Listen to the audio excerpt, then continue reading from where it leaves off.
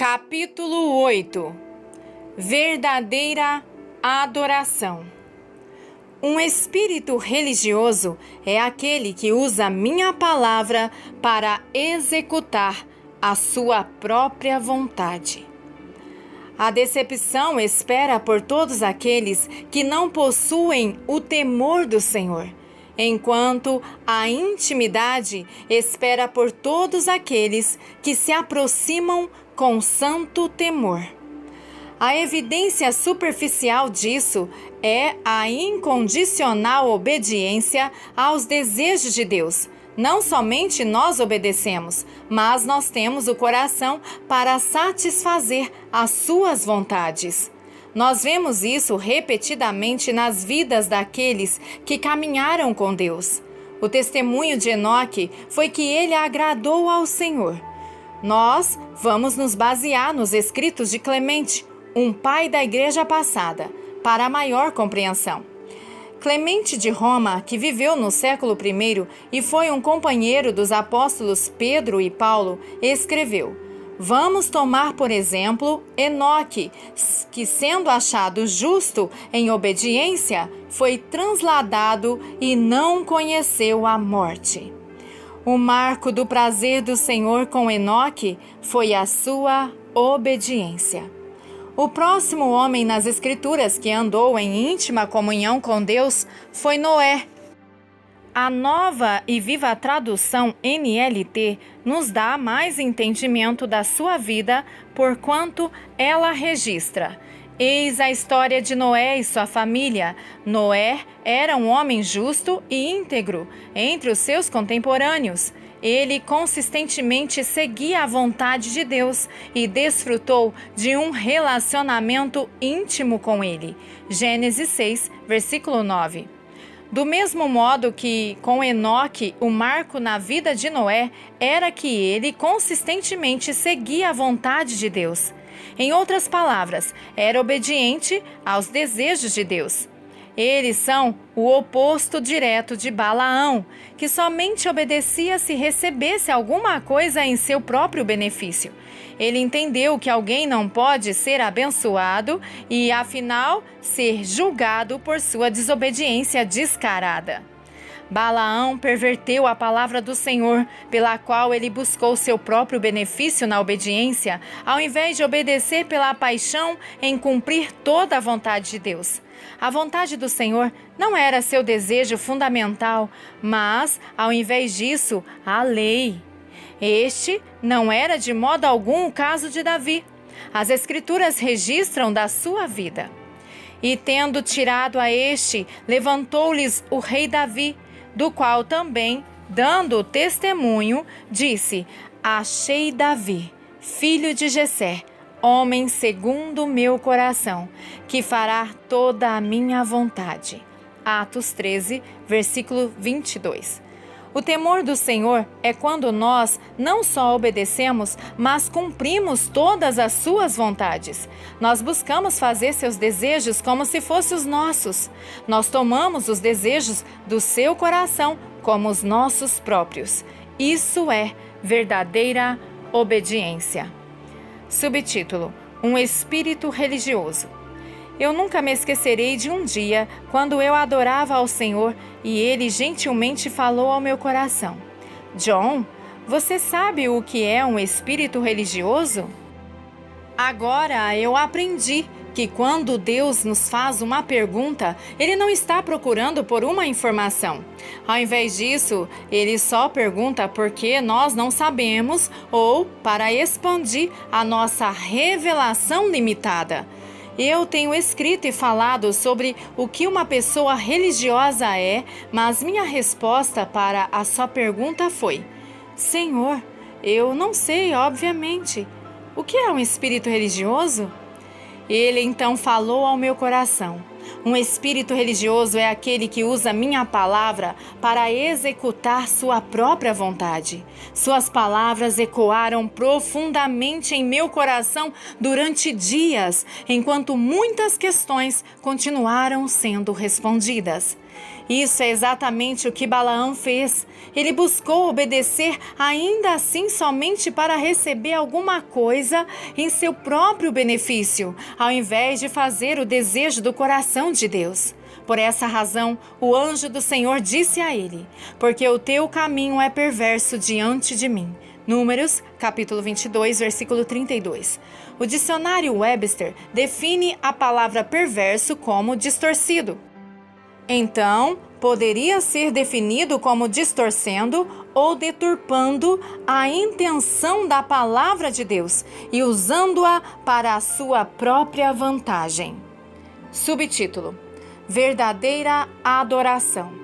Se você examinar as vidas de Abraão, Moisés, Josué, Davi, Esther, Daniel e outros nas Escrituras que andaram intimamente com o Senhor, você encontrará um denominador comum em todas as suas vidas. Bem no centro da intimidade deles com Deus estava uma genuína obediência, sentida no coração aos desejos dele, de Deus. O clamor de Deus por todas as pessoas que com ele tiveram um relacionamento de avareza no Antigo Testamento foi: porque deveras adverti vossos pais no dia em que os tirei do Egito, até o dia de hoje, testemunhando desde cedo cada dia, dizendo: dai ouvidos, obedeçam a minha voz. Jeremias 1, versículos 1 ao 7. O Senhor lamentou que seu povo não obedecia, mas seguiram os ditados de seus próprios corações.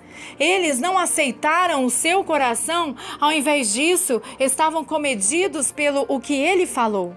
Consequentemente, buscavam caminhos para satisfazer seus próprios desejos, ao nível das próprias fronteiras imaginadas por eles, as quais Deus toleraria e, por conseguinte, não poderiam ter uma comunhão íntima com ele.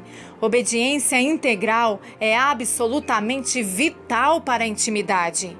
No Novo Testamento, Jesus nos diz: mas vem a hora, e já chegou, em que os verdadeiros adoradores adorarão ao Pai em espírito e em verdade, porque são estes que o Pai procura para seus adoradores.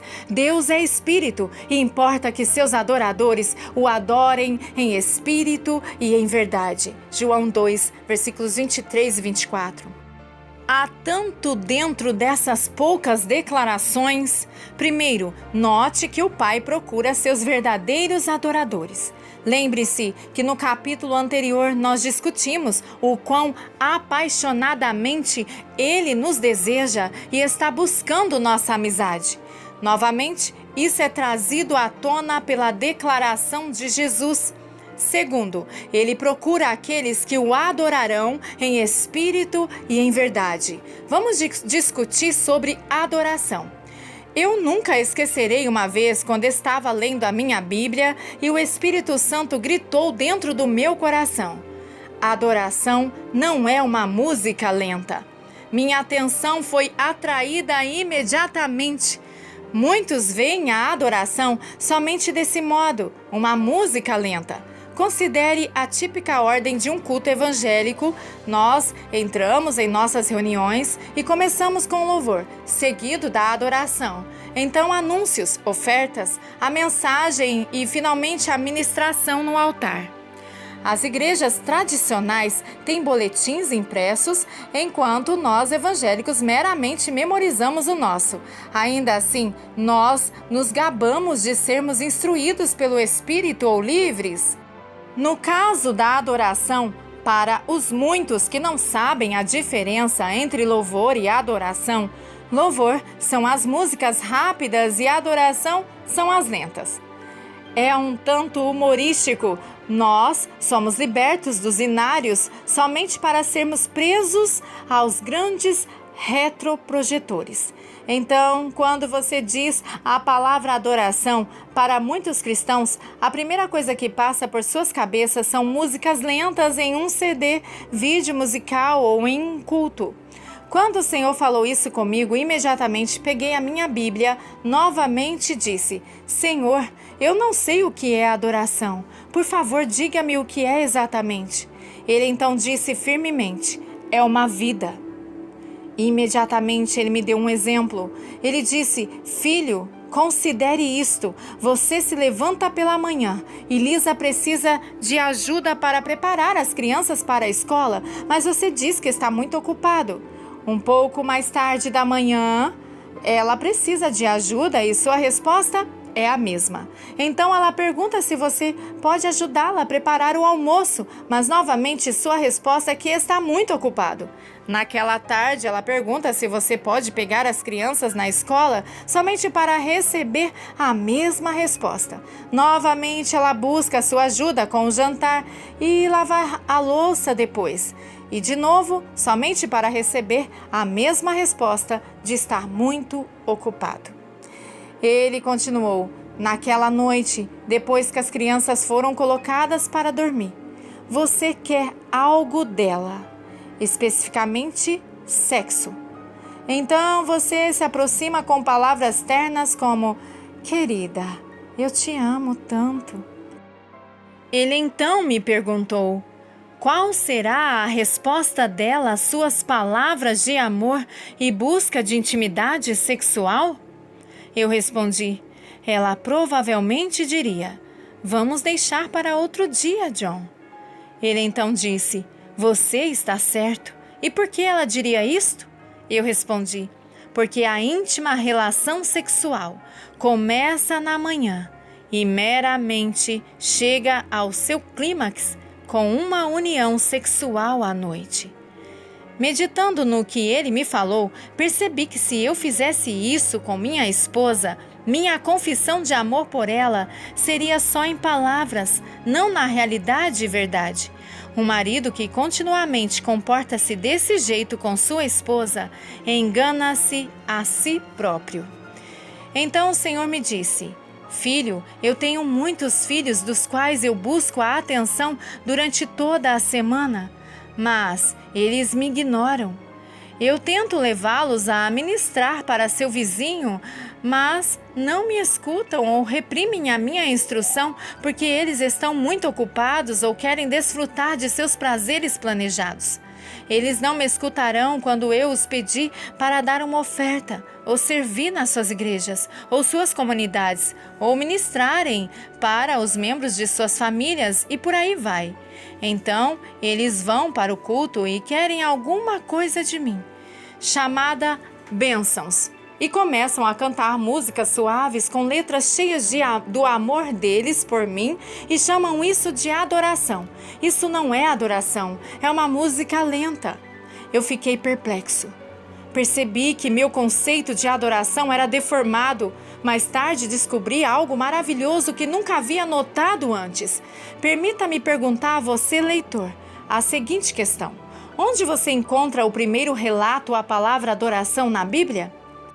Essa pergunta é significante, porque eu aprendi que ao escrever um livro, em qualquer momento que você introduz um termo novo, o qual não é familiar à maioria, você precisa fazer uma das três coisas: dar uma definição, oferecer um exemplo que ilustre o seu significado ou usar a palavra de um modo semelhante que demonstre seu significado.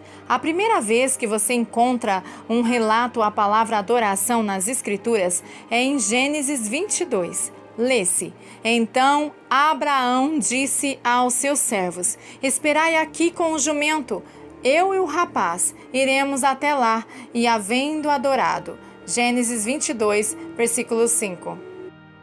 Abraão não iria até lá para cantar uma música lenta com Isaque.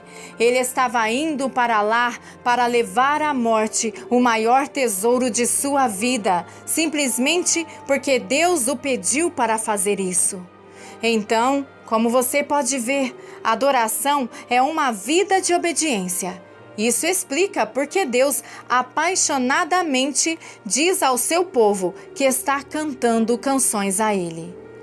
Afasta de mim o estrépito dos teus cânticos, porque não ouvirei as melodias das tuas liras. Antes, corra o juízo como as águas, e a justiça como o ribeiro perene. Amós 5, versículos 23 e 24. Já estive em tantos cultos onde a música foi progressiva e linda, mas não havia a presença manifesta do Senhor. Nessa situação, normalmente busco com diligência em meu coração, perguntando ao Espírito Santo: eu o ofendi ou pequei contra ti? Mas, frequentemente, há um profundo reconforto dentro do meu coração que diz não. Eu sei que o impedimento está com as pessoas, então oro com obediência e confiança no temor do Senhor. Nesse tipo de atmosfera, quase todas as vezes, testemunho que mais que 50% das pessoas respondem ao chamado ao arrependimento até o final da mensagem. Eu então volto ao mesmo culto, com as mesmas canções de adoração e a mesma equipe de louvor. E na maioria das vezes, a presença do Senhor manifesta-se maravilhosamente. Por que isso acontece? A verdadeira adoração é uma vida de obediência e dessa vida irá fluir canções de adoração, nas quais o coração de Deus sentirá prazer, em vez de repeli-los como descrito nos versículos acima. Não é diferente da minha aproximação da minha mulher para a intimidade sexual depois de um dia amando-a ao invés de ignorando-a. Subtítulo: Adoração em verdade. Jesus nos diz que o Pai está à procura daqueles que o adorarão em espírito e em verdade. Nós falaremos extensivamente nos capítulos futuros sobre o aspecto de adorar ao Senhor em espírito. Agora vamos falar sobre adorá-lo em verdade. A palavra grega para verdade é aletheia. Vini define essa palavra como a realidade que reside na base da aparência, a manifesta verdadeira essência da matéria. Eu amo essa definição porque ela realça magnificamente o que Jesus está nos comunicando. Ele está mostrando que a verdadeira adoração é encontrada na base do ser humano, que é o coração. Para explicar isso, deixe-me identificar e definir 3 níveis da comunicação. O primeiro é a comunicação verbal, que está no nível mais baixo. Jesus mostrou isso com o exemplo do pai que pede aos seus 2 filhos para irem trabalhar em sua vinha. Veja Mateus 21, versículos 28 ao 31. O primeiro respondeu: sim, pai, mas não foi. O segundo filho disse: não quero, mas depois foi. Jesus então explicou que o filho que fez a vontade de seu pai foi o segundo, que inicialmente havia dito não, ao invés do primeiro que disse sim. Portanto, as ações tomadas são uma forma maior de comunicação que palavras.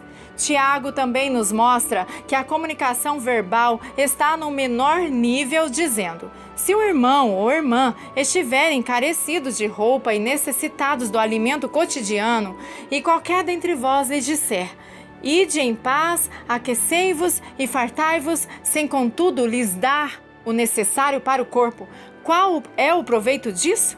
Tiago 2, versículos 15 e 16. O apóstolo João também confirma essa verdade dizendo: ora, aquele que possuir recursos deste mundo e vir seu irmão padecer necessidade e fechar-lhe o coração, como pode permanecer nele o amor de Deus? 1 João 3,17. Isso pode ser visto em incontáveis situações, uma das quais seria um homem que diz à sua mulher que a ama e ainda assim nunca passa o tempo com ela. Ou uma mulher que diz ao seu marido que o respeita e ainda assim não escuta o seu conselho para parar de usar os cartões de crédito até os limites máximos. Eu creio que você sabe que essa lista é quase interminável. João continua na sua epístola: filhinhos, não amemos de palavra, nem de língua, mas de fato e de verdade. 1 João capítulo 3, versículo 18. A Bíblia Amplificada registra deste modo: filhinhos, não amemos meramente de palavra, mas de fato e de verdade. Nós amamos absolutamente com palavras, mas isso é hipócrita se não há atos e verdade para confirmar as nossas palavras de amor. Note que ele diz: de fato e de verdade. Isso descreve os dois maiores níveis de comunicação. O próximo nível é o ato ou a ação. No entanto, esse não é o maior nível da comunicação e nós facilmente nos confundimos quando as ações podem ser contrárias à verdade. Por exemplo, Paulo diz: e ainda que eu distribua todos os meus bens entre os pobres, e ainda que entregue o meu próprio corpo para ser queimado, se não tiver amor, nada disso me aproveitará. 1 Coríntios 13, versículos 3. As ações que ele descreve nesse versículo aparentam estar no maior nível de amor, mas, ainda assim, nós podemos de fato realizar estes atos aparentemente gloriosos sem o amor de Deus em nossos corações. Isso nos leva ao maior nível da comunicação, que é o coração. É a base do homem. Esse é o nível que ambos, João e Jesus, descreveram como verdade. Os pensamentos e intenções do coração revelam a verdade da nossa adoração, ainda que eles não possam ser discernidos fora da palavra de Deus. Foi-nos dito para guardar nosso coração com diligência, porque dele fluem as forças da vida. Se negligenciarmos, nós podemos ser enganados facilmente. Um coração deixado por si só, fora do conselho da palavra de Deus e de seu Espírito, é um coração que é enganoso acima de tudo.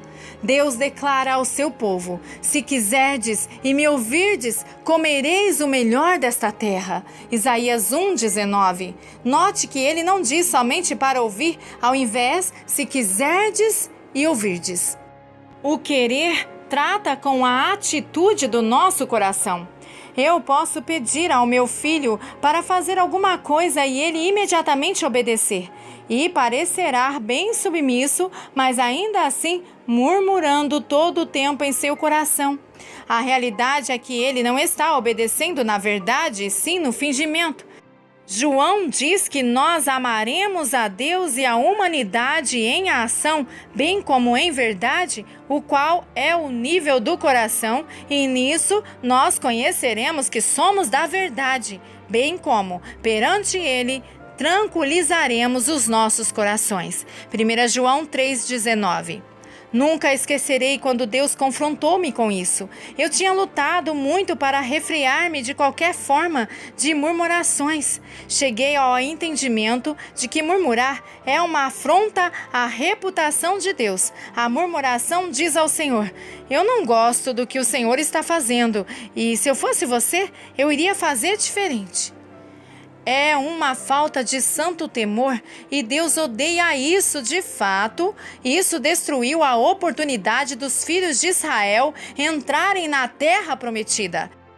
Então não havia murmurado verbalmente por um bom tempo e estava realmente ficando orgulhoso disso. Ainda assim, em certa manhã, ouvi o Espírito Santo dizer firmemente quando acordei: eu ouço a murmuração do seu coração. Fiquei perplexo. Eu me senti em choque, percebendo o quão enganado estava em meu orgulho. Minha adoração a Deus não era em verdade e trouxe à luz da sua corretiva palavra para expor o erro do meu coração. Arrependi-me rápido e fiquei aliviado por ele não me corrigir mais dessa maneira deste dia em diante. Obrigado, Senhor, por sua graça. Olhe para a definição de verdade de W.E. Vine sobre essa luz. Ele nos diz que a verdade significa a realidade que reside na base da aparência, a manifesta e verdadeira essência da matéria. Nós também podemos fazer algo por acaso facilmente. Eu lhe darei um exemplo. Podemos orar e cantar ao Senhor e ainda assim nenhuma palavra está chegando ao nosso coração. O tempo todo em que estamos cantando, pensamos o quanto estamos com fome, como as crianças brigaram naquela manhã, o grande dia que planejamos para depois do serviço e por aí vai. Podemos orar e dizer: Senhor, eu sou tão agradecida ao Senhor. Mesmo assim, murmuramos há dias a respeito da situação difícil que nós estamos passando. Estamos realmente agradecidos ou no profundo dos nossos corações estamos culpando ao Senhor pelas coisas não estarem dando certo do jeito que nós achamos que deveriam? A lista é infinita. Para adorar a Deus em verdade, não é necessário só obedecê-lo, mas ter prazer no que Ele pediu para fazer. É falar para Ele o que realmente está em seu coração e não a coisa certa que você acha que deve dizer. Não é tendo duas caras com Deus. Eu amo as palavras de Davi quando ele diz: confiai nele, ó povo, em todo o tempo. Derramai perante ele o vosso coração. Deus é o nosso refúgio. Salmo 62, 8. Descobri que quando sou corajosamente honesto com o Senhor, Ele se aproxima. Se escondo alguma coisa, isso me impede e não chego a nenhum lugar na oração. Transforma-se em uma verdadeira batalha, porque não estou me conectando com Ele. Eu, às vezes, me pergunto quando as pessoas nos cultos dizem: obrigado, Jesus, aleluia, glória a Deus, se eles estão só repetindo a língua cristã, ou se eles estão falando da base de seus corações. Não é diferente de um marido que, para acalmar a sua mulher, diz com pouco afeto vindo do coração: eu te amo, querida. É bem diferente de quando ele estava noivo dela e disse com uma profunda paixão: eu te amo. De uma vida de verdadeira adoração, a qual é a obediência do mais íntimo do seu ser, fluirão canções de adoração. Há homens e mulheres no corpo de Cristo que são agraciados para comporem canções de louvor e adoração. Eles são salmistas dos tempos modernos. Alguns estão vivendo vidas de verdadeira adoração, enquanto outros são mundanos e sensuais. Estes que são profanos podem até alcançar músicas tremendas por causa dos seus dons. Ainda assim, não possuem o temor do Senhor enquanto eles cantam. E por outro lado, os puros carregam a gloriosa presença de Deus enquanto ministram dos seus corações a Ele e ao seu povo. Subtítulo: A promessa de Jesus de se manifestar. Para adorar a Deus em verdade, devemos adorá-lo com a integridade dos nossos corações, temê-lo e reverenciá-lo no sentido mais verdadeiro.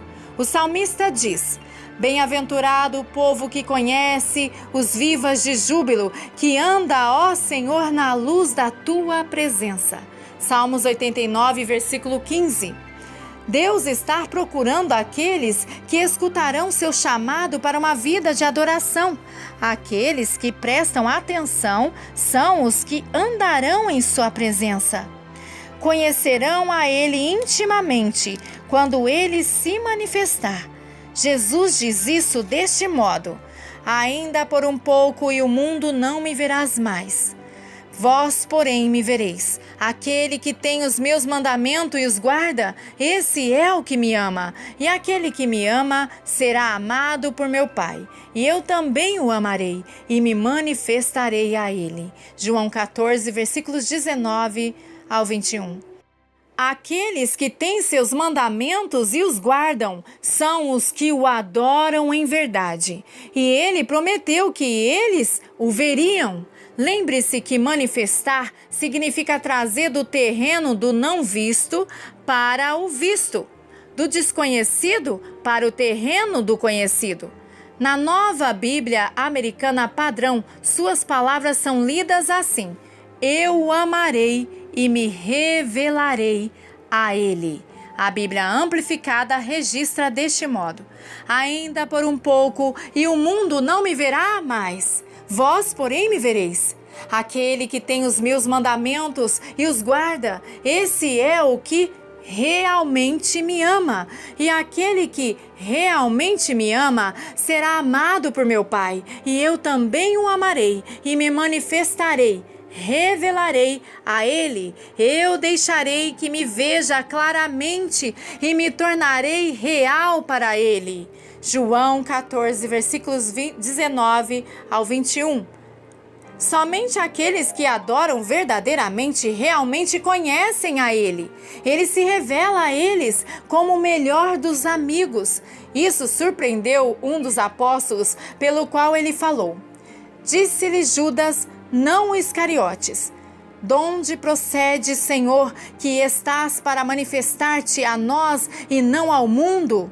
Respondeu Jesus: se alguém realmente me ama, guardará a minha palavra, obedecerá ao meu ensinamento, e meu Pai o amará, e viremos para ele e faremos nele morada, domicílio, habitação especial.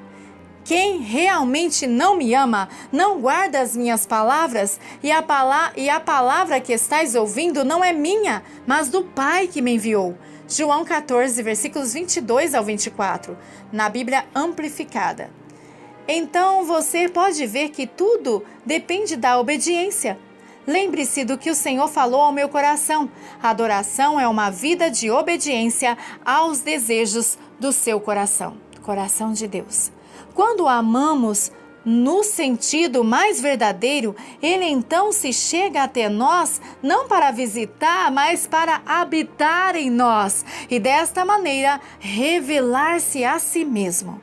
Há muitos que são agraciados pelo Espírito de Deus, mas ainda assim não guardam as palavras do Mestre com todo o seu coração. Estes, na maioria das vezes, são facilmente enganados. A razão é que a presença do Senhor será sentida em certo grau nos seus dons, semelhante às suas pregações, louvores, orações ou a outra forma de ministério. Isso não seria diferente de Balaão, que era muito agraciado no dom da profecia e, como resultado, experimentava certo grau da presença do Senhor toda vez que esse dom operava. Mesmo assim, longe do coração de Deus. O decepcionante é que essas pessoas podem facilmente supor que a presença do Senhor, que está neles e em seus ministérios, é a aprovação de Deus por suas vidas e confundem aquela presença por intimidade com Ele.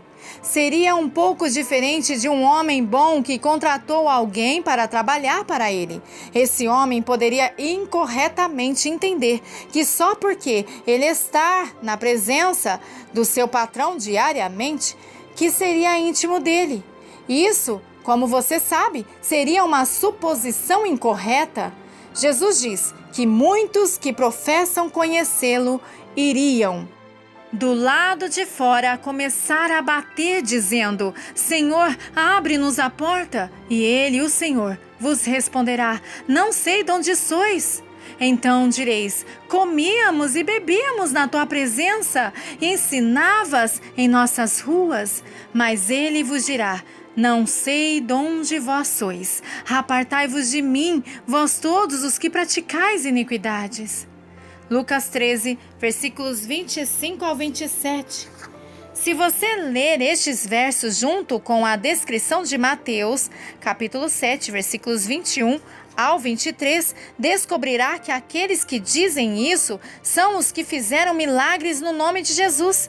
Eles tinham dons e ainda assim supuseram que a presença do Senhor que acompanhava estes dons era igual à sua presença de aprovação ou intimidade. Você pode ver o choque desses que professavam conhecê-lo e ainda assim foram deixados de fora. É muito importante que entendamos que há uma diferença entre sua presença permanente e sua presença que acompanha o ministério. Você pode ver a resposta de Jesus a Judas, não Iscariotes, no verso acima, que aqueles que adoram a Ele em verdade são aqueles que Ele buscará para fazer sua habitação. Isso é mais marcante quando fala de sua presença permanente. Eu amo as palavras que ele usa: casa, residência, lugar de habitação especial. Sobre essas palavras recaem as diferenças marcantes entre os santos do Antigo Testamento e do Novo Testamento. Os santos do Antigo Testamento não tiveram o privilégio de serem o lugar permanente de Deus.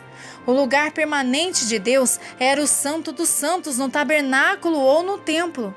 Ainda assim, nós vemos um paralelo.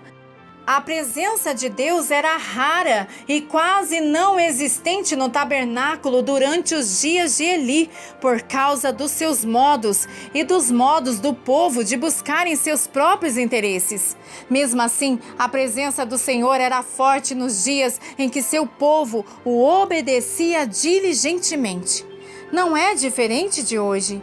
Os cristãos que o adoram em espírito e em verdade obedecem a Ele com corações apaixonados. São aqueles que experimentam sua permanência contínua. Estes são os que Ele escolhe para se revelar. Oh, que gloriosa comunhão nos espera! Como pode qualquer cristão sequer flertar com a desobediência ou o mundanismo quando nós temos semelhante tesouro nos esperando? Ele prometeu fazer sua casa, residência, lugar de habitação especial em nós, e fazendo isso ele se manifestará ou revelará quem ele realmente é. Oh, a reflexão de tamanha promessa gloriosa, e não é somente para o futuro, mas para agora. Essas são uma das minhas palavras favoritas da Bíblia, que esse glorioso rei desejaria: manifestar-se ou tornar-se pessoalmente nosso conhecido. Nos capítulos futuros, vamos alegremente explorar como ele realmente faz isso. No entanto, no próximo capítulo, primeiramente, discutiremos outra virtude crucial e necessária que ele busca naqueles em que habita. Subtítulo: Questões para estudo. Primeiro, enquanto você examina as vidas de semelhantes personagens como Enoque, Noé, Abraão, Moisés, Davi, Esther, Daniel e outros nas Escrituras, você encontra que o denominador comum na vida de todos era uma genuína obediência sentida no coração aos desejos dele, ao invés dos deles próprios. O que aconteceria na sua vida se você implantasse hoje este tipo de obediência? Segundo, refletindo na engraçada declaração do autor, louvor são as músicas rápidas e adoração são as lentas, você se identifica com essa avaliação? A mensagem que ele realmente recebeu do Senhor sobre o que era a adoração é uma vida. Como essa declaração afeta a necessidade de mudanças em sua vida? Terceiro, enquanto você pensa no que Jesus disse em Lucas 13, versículos 25 ao 27 e Mateus 7, versículos 21 e 23, como você descreveria a diferença entre sua permanente presença e a sua presença que acompanha o ministério? Amém. Glória a Deus. Aleluia.